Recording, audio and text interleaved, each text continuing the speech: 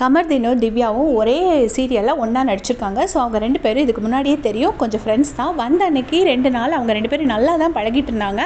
அதுக்கப்புறம் ஏதோ பிரச்சனையாகி 2 பேர்த்துக்கும் சண்டை வந்துருச்சு. 2 பேரும் நல்லா முட்டிக்கிட்டாங்க. அண்ட் திவ்யாவுக்கு கேப்டன்சி வந்துச்சு, அந்த மேனேஜர் போஸ்ட் வந்துச்சு. ஸோ அதனால் பயங்கரமாக அந்த சண்டை பெருசாகிடுச்சு. இப்போது நேற்று அந்த நெய் பிரச்சனையில் பாருக்கும் கமர்தீனுக்கும் சண்டை வந்தோடனே கமர்தீன் வந்து அதை பற்றி பேசிகிட்டு இருக்காரு. அப்போ வந்து திவ்யா சொல்கிறாங்க, டேய் நான் இதை தாண்டா உன்னை முதல்லேருந்தே சொல்கிறேன், அவள் கேமில் தெளிவாக தாண்டா இருக்கா, அவளோட கேம் அவள் தெளிவாக தான் விளையாண்டுட்டு இருக்கா. நீ வந்து பாருவுக்கு ஏதாவது அநியாயம் நடந்துச்சுன்னா நீ போய் கேளு, அதெல்லாம் ஓகே, தப்பு கிடையாது. பட் வந்து பாரு வந்து எப்படின்னா அவளோட கேமில் வந்து எப்போவுமே ரொம்ப கரெக்டாக இருப்பாள். இன்றைக்கி வந்து திவாகரனா கூட அவ்வளோ நல்லா பழகிட்டு கூட அவர் ஜெயிலில் போடுறதுக்கு அவள் ரெடியாக தான் இருந்தாள்.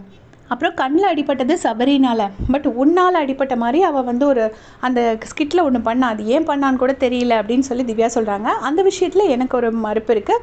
ஏன்னா வந்து அது வந்து ஒரு ஸ்கிட்டுக்காக தான் பார்வதி வந்து பண்ணாங்க.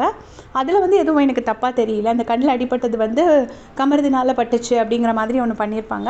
ஸோ அந்த ஒரு விஷயம் எனக்கு வந்து தப்பாக தெரியல. அதுக்கப்புறமா திவ்யா என்ன சொல்கிறாங்கன்னா, எப்போவுமே அவளோட கேம் நல்லாகணுன்னா அவன் எதையும் பண்ணுறதுக்கு தயங்க மாட்டாள். நீ அவளோட கேமை ஸ்பாயில் பண்ணாத, உன்னோட கேமை அவள் ஸ்பாயில் பண்ணாத மாதிரி பார்த்துக்கோ. 2 பேரும் தனியாகவே உங்கள் கேமை விளையாடுங்க. வெளியில் போய்ட்டு நீங்கள் என்ன வேணால் ஃப்ரெண்ட்ஷிப் வச்சுக்கோங்க. அது வந்து உங்களோட கேமை பாதிக்காது. உன்னை எனக்கு நல்லா தெரியும், பார்வதி எனக்கு தெரியாது, அதனால தான் நான் உனக்கு அட்வைஸ் பண்ணேன், நீ அப்போது வந்து சரியாக கேட்டுக்கல அப்படின்னு சொல்லிட்டு திவ்யா வந்து ஒரு ஃப்ரெண்ட்லி அட்வைஸ் வந்து கமர்தீனுக்கு கொடுக்குறாங்க. இதை பற்றி உங்களோட கருத்து என்னன்னு மறக்காமல் சொல்லிட்டு போங்க. தேங்க்ஸ் ஃபார் வாட்சிங்.